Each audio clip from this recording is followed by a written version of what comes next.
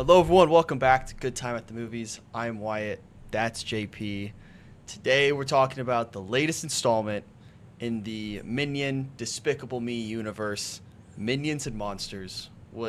A movie that has been described as a love letter to Hollywood, which the first time I Yeah. saw that log line, I was like, what's happening with this movie? And then reviews came out, and it kind of backed it up.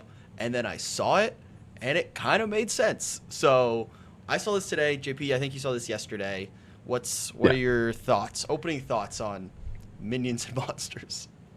Uh, Opening thought, besides this is probably the second best movie Illumination has ever made. Well, I liked Migration. I don't know.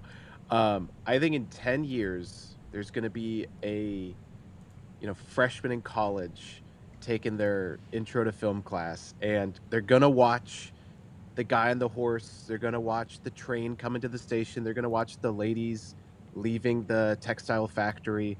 And they're going to point and say, I know this already.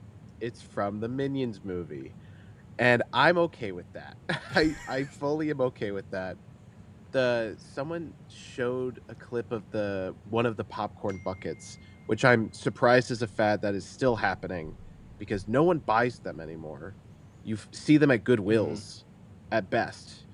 Um, but it's like a not a kaleidoscope, but it's like a photoscope. I saw that. Yeah. I don't even know what it's called, but it's you spin it and it's 24 images and you look through the peephole and it's moving fast enough that your eye stitches them together as movement, and that's how movies work.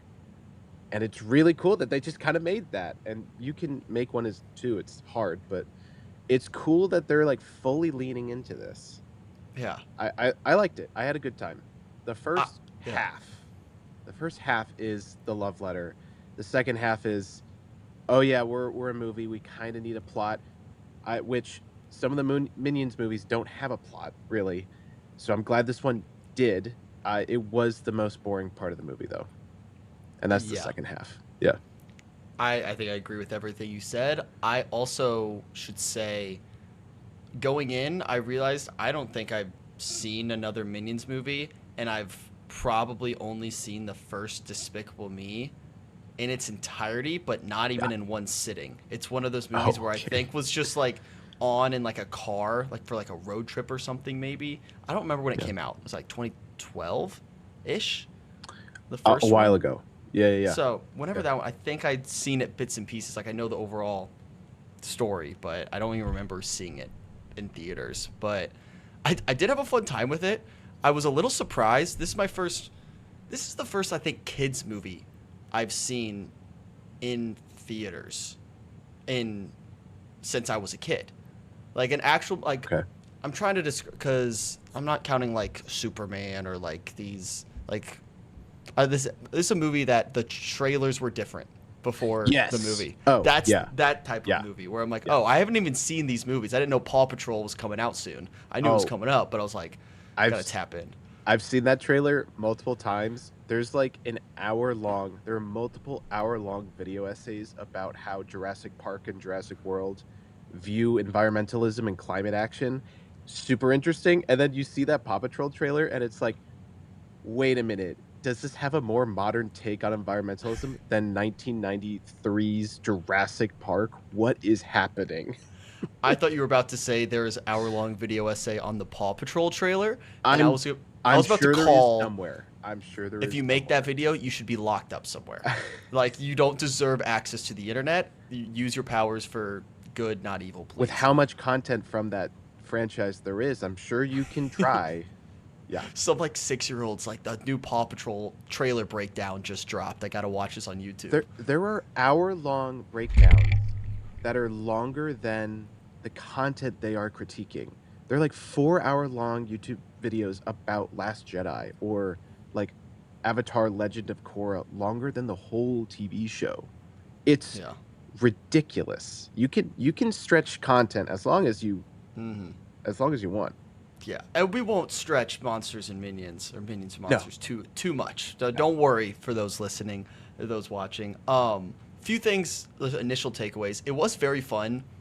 It like I don't know how to put this in a normal way, but it was fun watching in the theater like with kids and watching them enjoy it. Like I enjoyed watching these kids laugh at the stupid gags that, like, it's not doing anything for me, but when I was that age, yeah, Yeah. when a dude gets pantsed, that's funny. Monsters and Minions getting pants is funny. Good stuff. Love that. Loved hearing the kids crack up over that one. I felt a little uncomfortable going there in the middle of the day as a By 26-year-old man. yourself? Yes. Yeah. Me too. Me too. I I felt really uncomfortable. I I was got, like, I got I'm a, I just got a here for the beer. movie. I got a beer and got ID'd at Minions. I think that's the only time someone has gotten ID'd at the Minions movie. It was very fun. Yeah. So yeah, theater experience was a little wonky, but I was surprised about the maturity level of Minions. Is a very funny phrase, but the maturity of the movie, where like Yeah. they called the asshole Minion. His name was Dick. His name's Dick. Yeah. His name's Dick, and these kids Yeah. are giggling. I'd be pissed if I was like the parent. I Like, think oh, his don't- full name is like Dick Richard or That's Richard very Dick or funny. something. Someone calls him Richard, and I think it's Yeah. the director, which is Yeah. also funny. But yeah, Yeah, so the asshole Minion's name is Dick. They're chopping heads off of kings early there's on. a I was like, beheading in this. Yeah. actual beheading. I was like, wait a second. Yeah. Could we show this to them? But I wrote this as my letterbox like review, and I think it kind of sums up what I want to talk about in this movie. They made a movie about movies where the big bad is a big slop of eyeballs that swallows Hollywood. Oh, okay, okay. It's also a reference to The Blob, which is Yes. a classic movie. Stephen I King. was, I was and an sitting 80s there. remake, but yeah. I was one beer back during Minions, and I was like, wait a second. Is this like a very meta critique of Hollywood and blockbusters of like, and then I'm like, I'm thinking too much about Minions right now. There's no way, but maybe. And I think I am willing to entertain that argument. I I'm willing thought to. about it. Sure. I was like, I kind of love that idea if that's where they were going with it, and maybe I'm thinking too much, but I did think early on with all the references that, again, some of them I didn't get, where I'm like, I know this is a reference to something that I haven't seen or I'm just not catching right now. Yeah. It almost, we talk about blockbusters, we wanting them to at least care about these movies rather than just put this slop for eyeballs to see. Like, actually care about these movies. The first 30 minutes, I was like, maybe they care too much and this is going to backfire. Like, I think they've gone too far and they care too much about, like, these, let's make the Minions critique Hollywood and have a love letter to the movie industry. I was like, maybe we don't need to go that far, but I enjoyed it. And then it went back to Minions being Minions. You're right, the second half. So I think the opening, it was a busy weekend, July 4th, America 250, World Cup, Love Island or whatever. It's a busy weekend. Yeah. And if you're in Indiana, it stopped raining for like 3 days. So we're going to spend it outside, even if it's like 100 degrees. Like, we're going to spend it outside. So the box office was not as big as they were hoping for. Yeah. I think the past couple Minions movies have made like an insulting amount of money. And this one, I will admit, like, is actually trying things, and it actually is more mature, and it's paying homage to things with more passion. And then it's not making as much money because you're right. I think certain audiences are going to be a little weirded out. Like, why are we wasting time talking about these things, about all these dead guys? And it's like, well, no, I mean, I have two comments. Someone said it, and I want to agree, but I'm not there yet, that Minions is like Gen Alpha's like Looney Tunes. Or Tom and Jerry. More Tom and Jerry than Looney Tunes. But the cartoonified slapstick.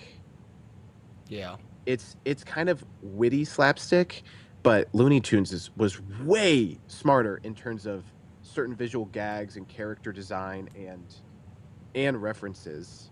Like you and I know the word Nimrod as like an idiot. That's from Looney Tunes. Nimrod is a biblical person, like a hunter that Bugs Bunny called, I think, Elmer Fudd, but like ironically, and then everyone just Now everyone thinks Nimrod means idiot. Hmm. So Looney Tunes is like up here in terms of wit and charm and layers and also just visual gags. Tom and Jerry is pretty big step down compared. And then Minions is the new version. It's the new version. Um and I think before Migration, the Duck movie that Illumination did like 2 years ago, there was like a 10-minute short of Minions doing very Tom and Jerry things beforehand with no dialogue. And I was like, okay, I'll buy the argument. It's the new Tom and Yeah. Jerry. I'm fine with that. And this movie kind of cements that because it is very fun slapstick in a very Tom and Jerry way. My other thing is, for me, this is my watching this, I now know what it feels like to be a comic book fan watching an MCU movie. I get it now. Oh. Because the entire time I was like, I know what that reference is. I've never felt that before. It's so weird. I've never felt that Whoa. before. Like the woman that's doing the narration, too much narration in the movie. It gets annoying. I don't need it. She's leaning on an inflatable globe. That's a reference to The Great Dictator, a Charlie Chaplin movie. I think his only movie with sound where he plays Hitler. That's in a kid's movie. I was like, what? And that movie's like from the 30s. I think it's like from 35 something, early Nazi era. And apparently Hitler himself had seen that movie when it came out. But like she's leaning on the globe. That's from that movie. And she's in front of the creature from the Black Lagoon, the mummy, and I think either a Frankenstein or something else. But like Creature from Black Lagoon, that is also a super deep cut. Not as much as Great Dictator though. And there's a bunch of Buster Keaton and oh my gosh, the other guy. A lot of slapstick people Yeah. that are referenced constantly. Charlie Chaplin and Buster Keaton. The whole train chase through LA, they like did clones of Buster Keaton because they reference 3 of his movies in a row. There's so many references that it's like Well, really nice. It feels special. So now I know what it feels like to be an MCU yeah. fan because it's like, oh, this movie's for me. This is my special thing. I've never felt that before. Yeah, that's so interesting. I'm glad you did, because Yeah. It's a fun feeling. It's like you're in on the joke. It's like you're having a Yeah. dialogue with Yeah. the filmmakers of Yeah. like, I see what you did there. Nice. Yeah. And it's fun. It's a weird feeling. Yeah. It's addicting too. It's like a hit. You're like, oh, I got to go back for more, and then I'm gonna watch Yeah. Captain America: Brave New World, and like, oh, okay, now I'm addicted. And that's like, it's literally, you could probably you could make a video essay on just how like the addiction of the MCU, where it's like now you're just going back, you're not even getting anything out of it. You'll go back, Yeah. but like you keep going back for more. It's just like your levels are everything. But I've even gone back. I watched Winter Soldier like a couple months ago, and I was like, damn, this is way better than I remember it. yeah, But that was Winter Soldier. That was like peak. So Mhm. yeah. Even the opening of this movie was awesome because they're showing like those first images, Yes. those first movie, and you see the horse Yes. and everything, and then they put the minions in there, and there was a whole row of kids in front of me, and 3 of them were like, "Wait, what? Like, what's going on?" They're This not is going to their- understand what This they're is seeing. their first exposure to like actual history to the craft of filmmaking. That's Yeah. awesome. And so you said it at the very beginning. It's like those kids maybe one day are going to see those movies that this movie is an homage to. They'd Yeah. be like, wait, why does that ring a bell? They might not even clocked the first time they saw this was Right. Minions and Monsters, but they'd be like, wait a second, this kind of rings a bell. What is this? Yeah. And just that the idea and the execution of this is kind of, I don't know, just baffling that this is the route they wanted to go with the next Minions movie.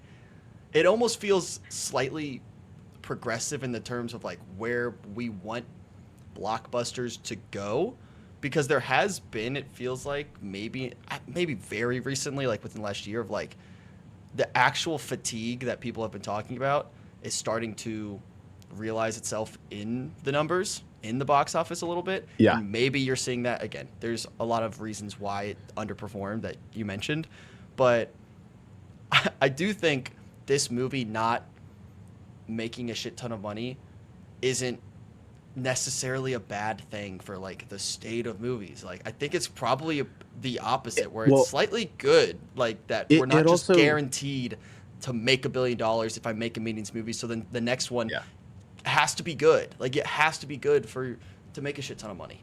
But if the one that they experimented on is the one that didn't make money, then they're just going to go back to what they were doing before. Yeah. Also, it was a busy weekend. Weekend 2, the dip to weekend 2 might not be that big, unlike Supergirl. Yeah. Which we'll talk about that later. But I had another point. I think the premise of this movie is honestly very, very clever. So I think the director is new. The writer director is new. It's the guy that voices the Minions. Oh, he's He writing and directing this movie? he got a promotion. I think he like co-wrote the first two, but this one is like his baby. So he's like, I'm gonna put these guys in my court, basically. And to have slapstick characters that, canonically have existed since the dawn of time, you could put them in any scenario you want. And so he's like, all right, 1920s Hollywood. Yeah. These slapstick guys are going to be Hollywood stars. And then 1927, they don't mention the jazz singer, which is smart. That movie's full of blackface, but it's the first Hollywood movie with sound. It's the first talking picture. If anyone has seen Babylon or Singing in the Rain or literally any movie about Hollywood, you know about the jazz singer. But the fact that like the microphones come in and the Minions can't do English, so then they aren't popular anymore. That there are like hundreds of movies about that. So to have like the Minions do it is genius. It's very funny. I think it's a great idea and it works very well. Yeah. There was one tweet where I was 50-50 on if I was going to see this in theaters. Was like, maybe we don't even need to talk about this one. Then the tweet that I saw that was going around was comparing, what's the main Minion's name? James? James, yeah. He said James is basically Sammy Fableman from the Fablemans in this movie. And I was like, oh, what is this movie? I don't necessarily agree with that take. Okay. But I don't agree with that. But the tweet got me in the seat. So okay. Shout out to whoever tweeted that. It worked for me. I would compare it more to Babylon. I would compare it to Singing in the Rain, even though there are no musical numbers in this, right? There are no musical numbers. I am shocked by that. It's more of a slapstick buddy comedy but most of the buddy comedies in old Hollywood, at least in the studio era, like before and after World War II, like Martin and Lewis, Dean Martin and Jerry Lewis, and any Bing Crosby movie, or Gene Kelly and that Italian singer. Why am I blanking on his name all week? Italian singer. I don't know. Yeah. If you go to any Italian restaurant, his mugshot is on the wall. Frank Sinatra, that one. It's always like two dudes that either one can sing and the other one can dance, or the one can sing and dance and the other guy's really funny. That's usually what it is. So the fact that this does not have any musical number is surprising. Yeah. But yeah, I don't know. I like that this movie, it doesn't just like point and like hide Easter eggs of movie history. Like, oh, there's E.T. Oh, we have George Lucas stuck in a glass box. That was pretty funny. It's kind of funny. It walks the walk as much as it talks the talk. So there's like kind of an inside joke, especially on Letterboxd, a little too much, that if you watch an old movie with two dudes, everyone jokes that they're gay. And you couldn't have gay characters back then because of the Production Code Administration, the Hays Code, and other reasons. But that one kind of solidified it. It would not have been distributed if it was made if the characters were gay. So they're best buddies. This movie does that. Yeah. James and Henry are best buddies, and there are several scenes where they've like prolonged eye contact. I'm like, and this is where they kiss. Oh no, they hug instead. It's it's it's in on the jokes. It's in on the jokes. It has fun with it. Sometimes it does a big Jaws reference because there's a giant shark, and it's like, yep, that's the Jaws reference. Mm. And then like 10 minutes later, you have two characters swimming in the water towards the sunset, splashing on like floaty things, and it's like, wait, that's a Jaws reference too. That's the final shot of Jaws. It's it has a lot of the fun, and it actually knows the stuff that it's talking about. Yeah. So yeah, again, here I am having a good old time, but the story itself is kind of meh. Yeah. It's all right. Yeah, I get it's again, it's a weird one to talk about as I mean, like 27 years old. Like this movie's nowhere near for me, but yeah, at least they made an effort to like give me something where like, oh, I know that. Like you said, you have that feeling of like yeah, I'm involved in this conversation of a movie, even though I'm not the main target. And there were a bunch of kids who walked out and they were already like quoting the movie, and like that made me happy. That made me smile. They're What already like what quotes? they were They talking, well, they not don't speak quotes. English. They were pretending to be the characters. One of them was like, what is it? They were talking about like King Ed. Was Ed? Is that the third one? Yeah. Yeah, they were talking about Ed, and then they were like, he said something about like I'm King Ed or I'm King James, something like that. I don't know what, but they were like Okay. mimicking something about the movie, and that made me happy a little bit. Okay. But I did see one of my favorite like talking points about this movie online has been if the minions, per the logic of they always try to find the biggest bad, where Yeah. like the next movie could very easily be 1940s Germany, and we're talking about a So PG-13 rated yes. R Minions movie, which I need. I So need that movie ASAP. the original Minions movie, the Minions spinoff, they're working with Napoleon.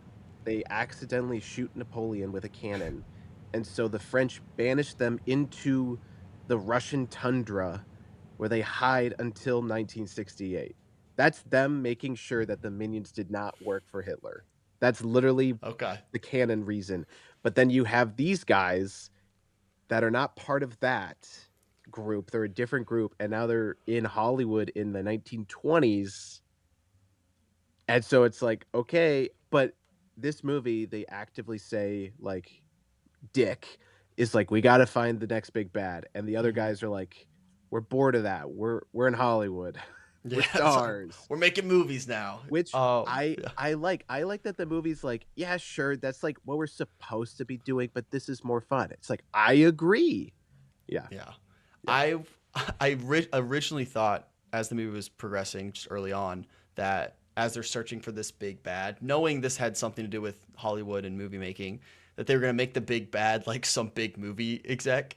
And I was like, I wait was a second. expecting that too. I was like, Yeah. oh, the director or somebody's gonna like just be a bad person. I'm like, oh no, we're just gonna do big blob and evil little tiny cute alien thing. Yeah, make it a monster movie, which is Yeah. like that again, that is the better decision in terms of like a Yeah. kids movie. Yeah. Yeah. Yeah. It's like, It's no, we're like gonna do Animal Farm, but with minions, yeah. and they turn into the studio execs by the end of the movie. It's like, nah, that doesn't work. The weird thing that I was they they kind of play it safe in terms of who the bad guys are. It's like, oh, we'll just do a monster. But Mhm. there's a moment where they find this dork at a science convention dressed as like an alien, and he's very much a reference to The Day the Earth Stood Still, or like those like drive-through sci-fi movies, alien invasions, and they kidnap the woman, that stuff. Which is like more 50s, but it's fun. It's like, oh, okay, we're doing this too. And then he like falls in love with like a suffragette Yeah. right before he like is about to and like conquer the planet, and the minions are with him because they're like, oh, he's our next boss, he's evil, Yeah.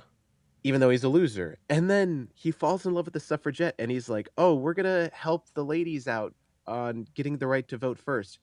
For like a second there, I thought it would be so funny if the minions were like, oh no, our boss is distracted, let's end the suffrage movement. Like, that would have been like you Yeah. can't because then that would make your adorable plushy selling characters like honestly actually evil. So you can't do that. And the Uh, suffrage. like maybe like delay it by like a year. You know, I don't know. It would be it would be funny. Minions get the right to vote before women. Like yeah, because their boss is distracted. He's about to Yeah. conquer the planet, and then he falls in love with this flapper girl who wears her cigarette. No one smokes in this movie. It's fine.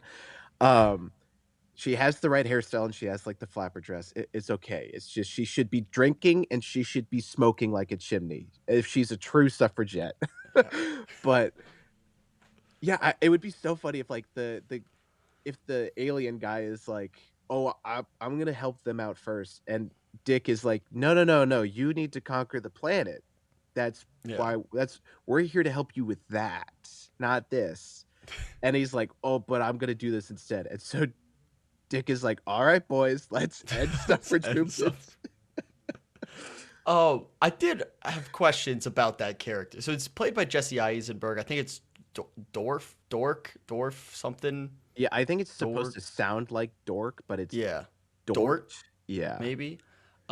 Is he is he a robot? Is he a person dressed as a robot? I mean, he has spaceships that come down at the end. So like he's an actual I robot. think he's an actual alien. Yeah. Okay, I didn't know they had like I know they have minions, so I the thought that's idea of them I having think it's supposed to be like a twist because the whole time yeah. it's like, oh, he's just in costume. Yeah. I thought he He, was gonna go to the bathroom and like take his helmet off. yeah, yeah. I thought that too. But no, yeah. So it's just a Also, robot at a sci-fi invention. we But never see her again after he like saves her. We never see her again. The suffragette, right? do we?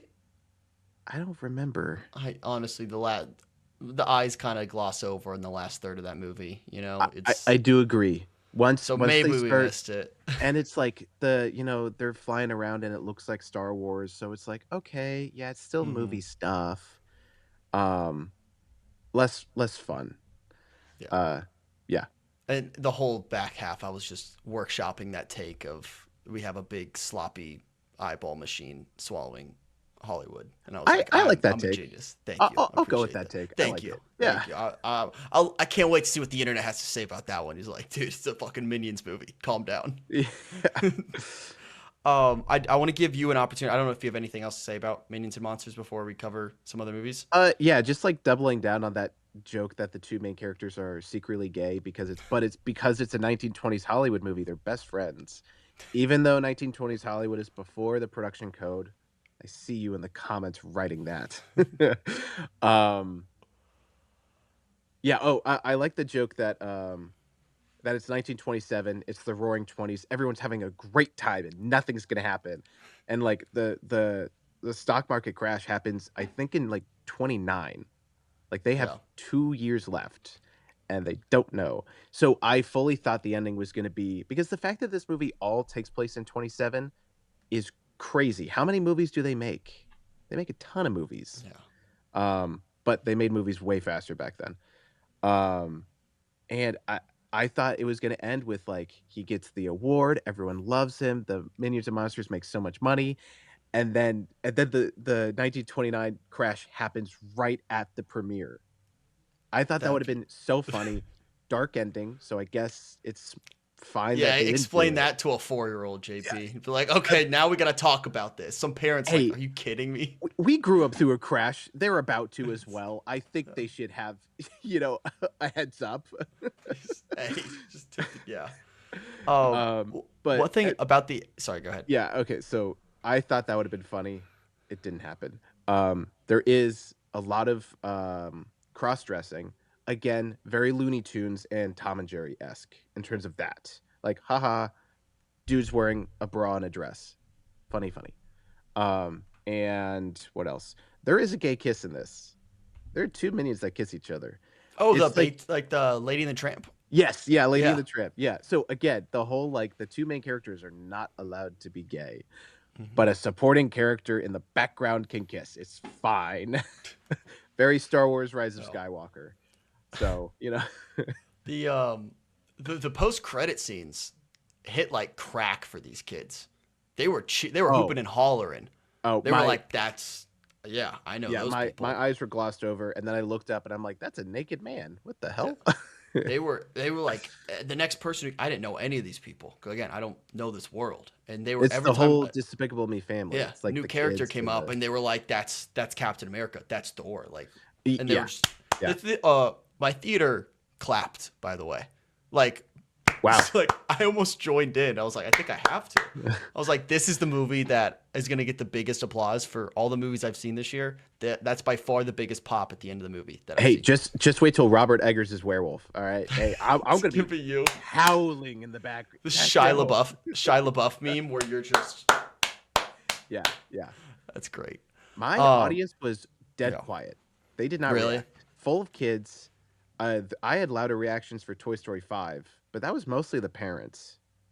yeah, Um, yeah, I did not get a lot of reactions from the kids in my theater. interesting. So, I haven't seen Toy Story 5 yet. I'm gonna let you talk a little bit about Toy Story 5 and Supergirl, and I may ask a few just questions, but we'll keep yes. it as spoiler free as possible, just for my sake, because I may see some of these. Well, Supergirl, I might not see. yeah. I'll just keep it vague. Hmm. Toy Story 5, good, cute. I think it's trying a lot of things, and I think it lands. There's another Pixar movie that came out this year, Hoppers, that I like a lot. I have some personal huge issues with what it is trying to say. It makes environmentalism look easy because the guy that's bulldozing your ecosystems lives down the block and you can knock on his door and say, "Hey, I don't like what you're doing." In real life, it's a billionaire in South Africa or Canada, and he's already paid your town hall, so you can't do shit. Like, it makes it feel easy and doable so that when you try it and you fail, you're gonna give up. That's my personal take on Hoppers. Other than that, Hoppers is a great movie. It's probably one of the craziest things Pixar's done, especially in recent memory. Toy Story 5 is very safe. Besides the whole it's tackling iPad kids. I think it's quite bold.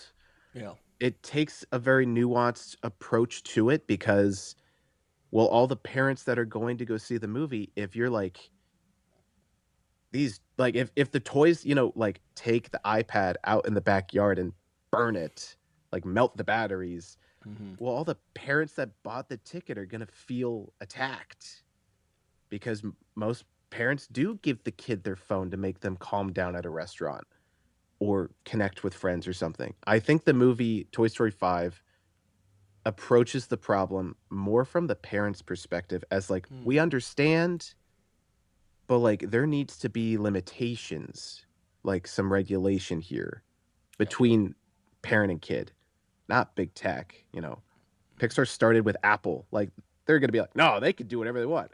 But um I there are a lot of Pixar movies recently that, especially the Toy Story movies with Bonnie, that it feels more in the perspective of the parents.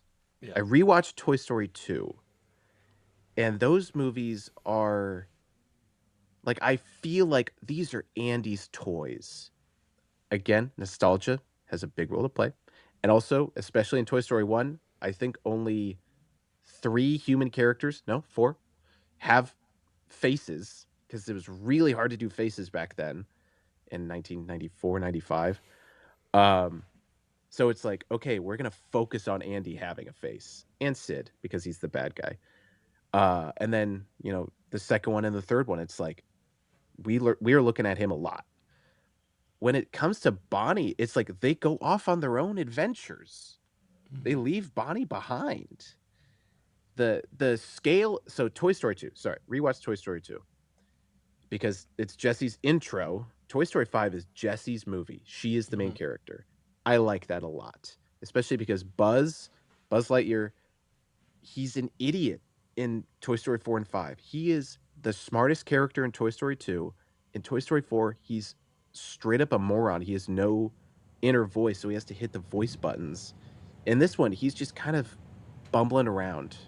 I don't like what they're doing to Buzz Lightyear. Not my guy, Buzz Lightyear. Yeah, they need a Uh, solo movie for him. Oh wait. oh, that.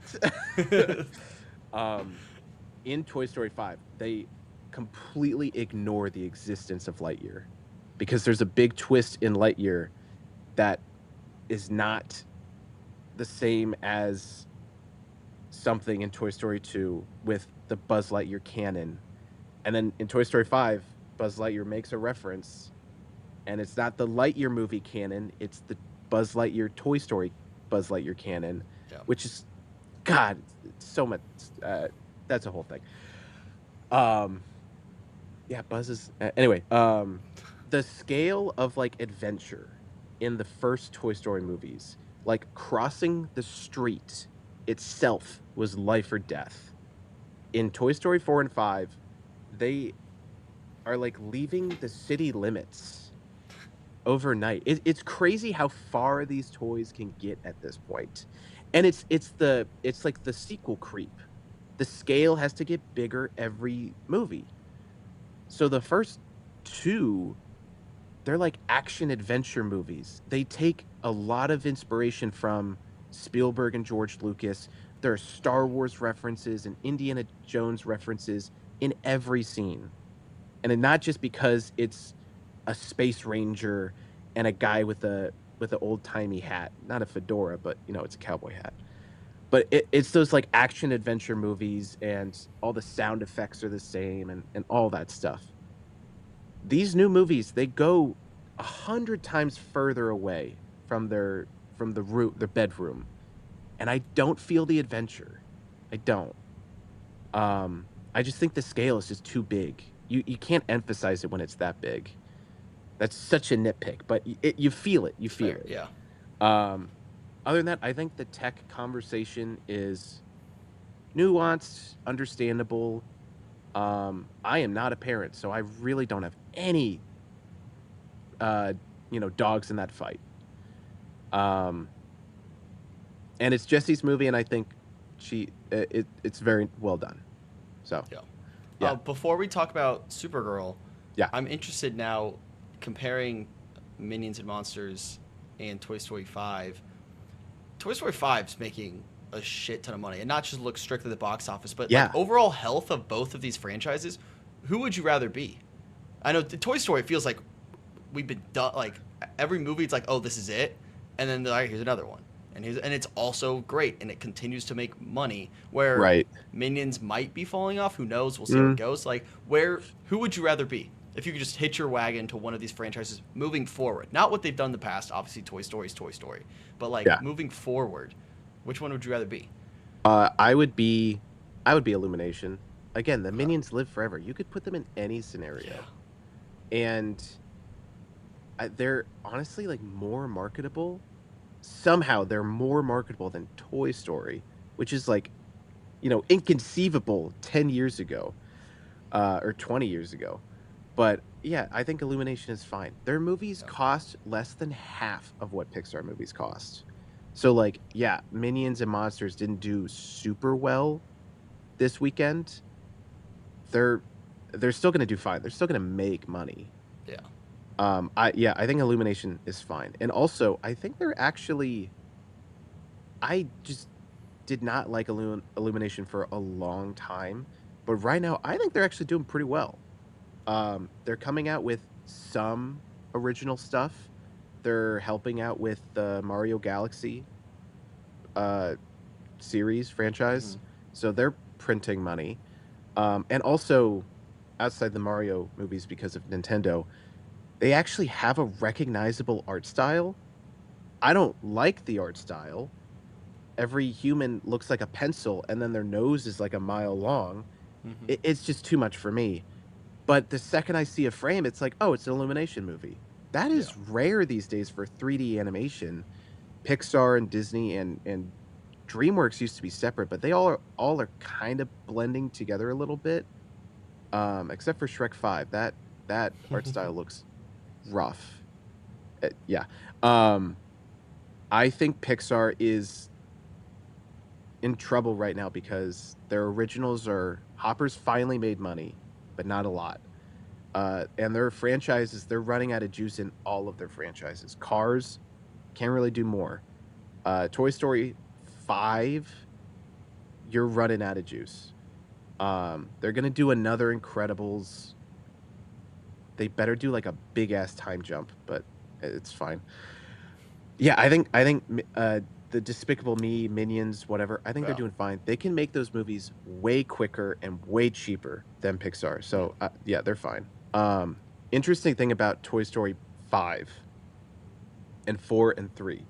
So the original, a lot of the earlier Pixar movies came out when my oldest brother was a kid, and so he was the same age as Andy for Toy Story 1, 2, and 3. The reason they made Toy Story 3 Andy's going to college is because all the Andys that watched Toy Story 1 were also going to college. It was a genius plan. Yeah. Genius. And that's what they did for most of 2010's Monsters University. Like it Hmm. genius plan. Um but now Toy Story 3 t- took place like 2010. Yeah, I know how old my brother is.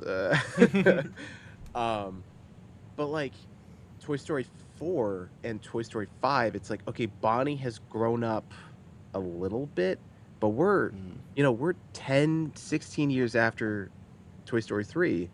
So what year does Toy Story 5 take place? Yeah. There's a Zoom reference that dad works from home. So it's like, post COVID? No, because Bonnie's only 8. And I think Yeah. she's like 5 or 6 in Toy Story 3. So it's like, okay, so this takes place probably in like the 2015, 2014 range where tech started invading the house. It's a smart idea. Um, it's just a little confusing, the timing, but it makes sense once you like do the chronology of it. It's Yeah. yeah. I think that's my only the biggest reaction in the theater was from the parents. The kids would laugh at Really. some jokes. There was one joke that was like definitely a parent joke, and all the parents were like, "Yeah." Yeah. You get it. Uh, Yeah. so Pixar, knows who's paying for the tickets. Um, but I think Illumination has had a lot more success in selling tickets because all the dudes that would like dress up in suits to see Minions Rise of Gru like a couple years ago, Yeah. I don't know who thought of that. Genius. Genius. They didn't have one happen this time, but again, it was a busy weekend. Maybe it'll happen in 2 weeks. Who knows? So, yeah. Supergirl. What? What are your thoughts there? There are a lot of thoughts online about this movie. Um, Now that weekend 2, like we've seen the dip, Hmm. it's like, yeah, this thing is dead. This movie's not making money. It feels like the franchise is on autopilot already. This is the second movie. This Yeah. is not good. I would be super worried if I were James I Gunn in DC. no, James Gunn is the one that's on autopilot. This is so Uh. Guardians of the Galaxy coded. It's Oh. embarrassing. I don't know who's like in charge of his money, but like they're knocking on his door like what the hell is happening? Is Um next Clayface? yeah, so And that's someone so interesting. someone said it and it's like he's so right. Someone said that James Gunn is making like phase 4 MCU movies in phase 1 timelines. I Mm. I agree. We had Superman, and both of our complaints were he's shoving too many characters into this movie. I want to hang out with Superman, the Daily Planet staff, and Lex Luthor. I don't care about the Mr. Terrific. Justice Force or whatever. Yeah, I forget what it's called. it's like do them later. Yeah. Um, and now this one is like, okay, we're on like 5 different alien planets that all look the same because they filmed in like Iceland for a couple weeks, I bet. It's like, all right, they all look the same. I don't feel anything. I feel no place in any of this.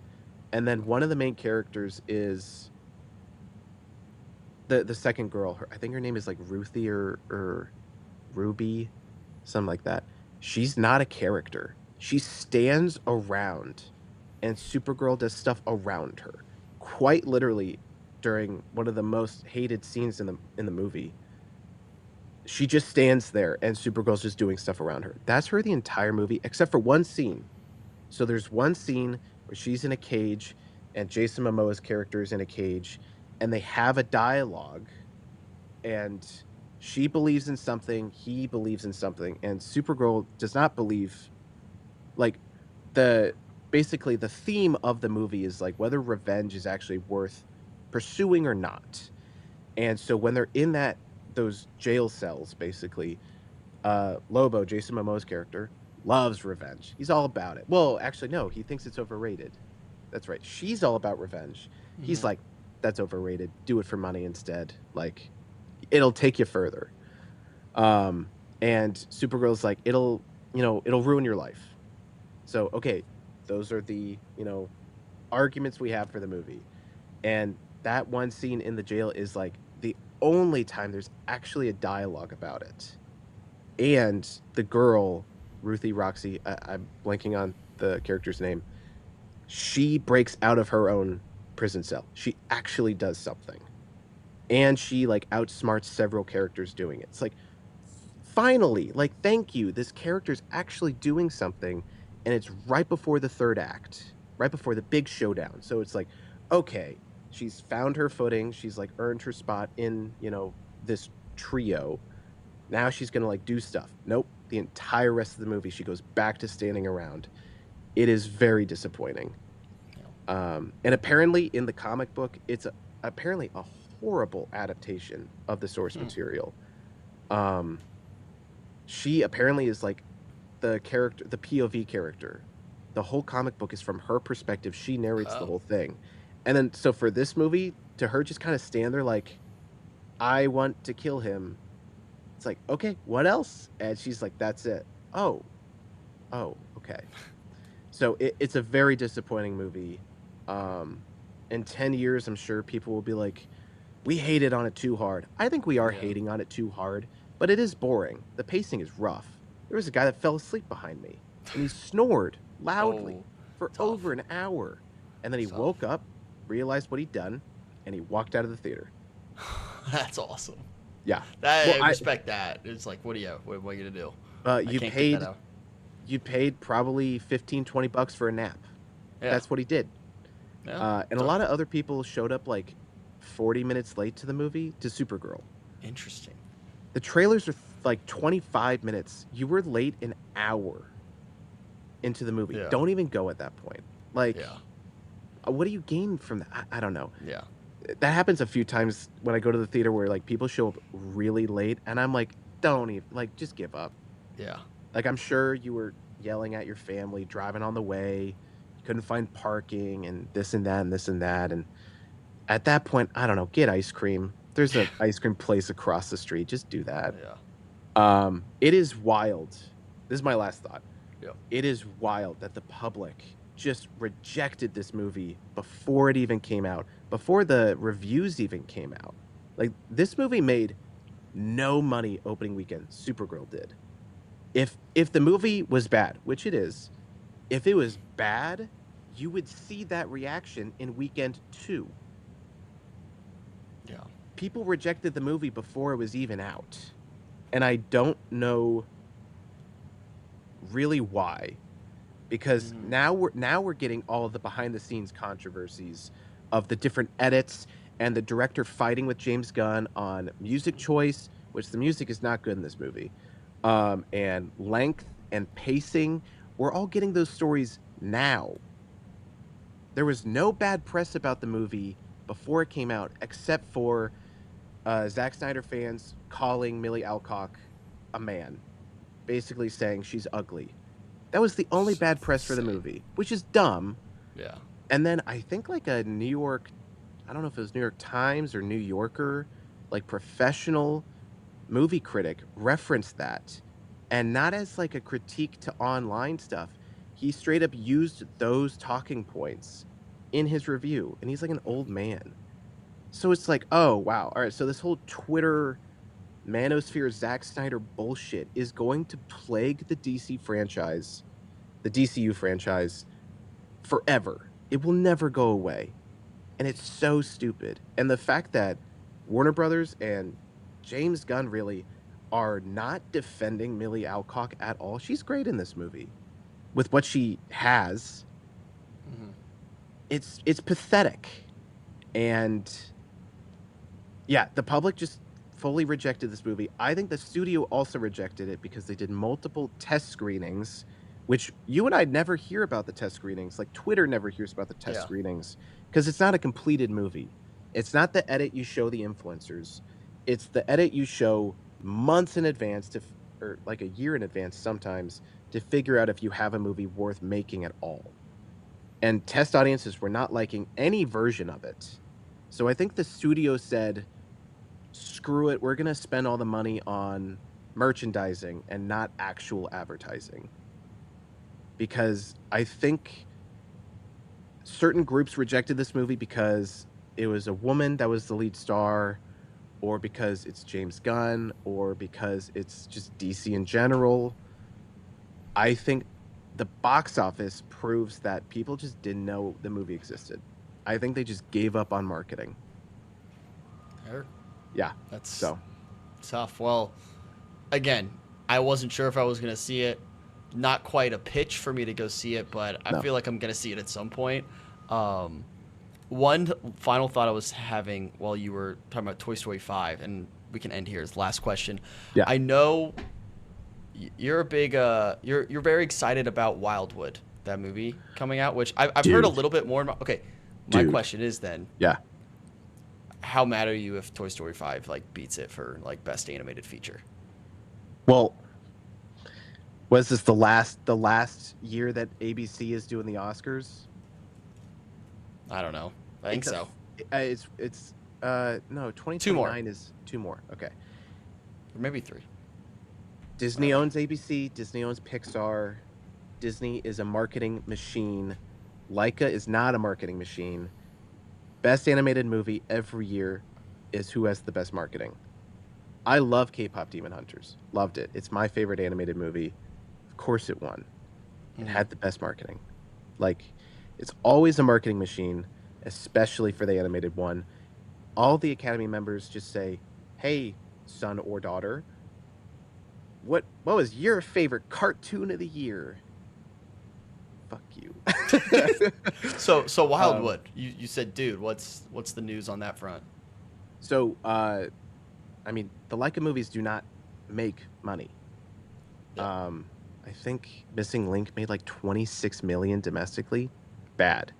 Um, but this one is doing like it's being distributed by Fathom Events, which is this is going to be Fathom Events' biggest release ever. They usually release like operas and Broadway televised events. You know, like I don't know, Yeah. no, not the wow, Phantom of the Opera. Phantom of the Opera. Thank you. Nice. Let's go. Yeah, they do like Phantom of the Opera or something like that. Like, and then they did a re-release, anniversary re-release of Coraline, and it made like 30, maybe 40 million.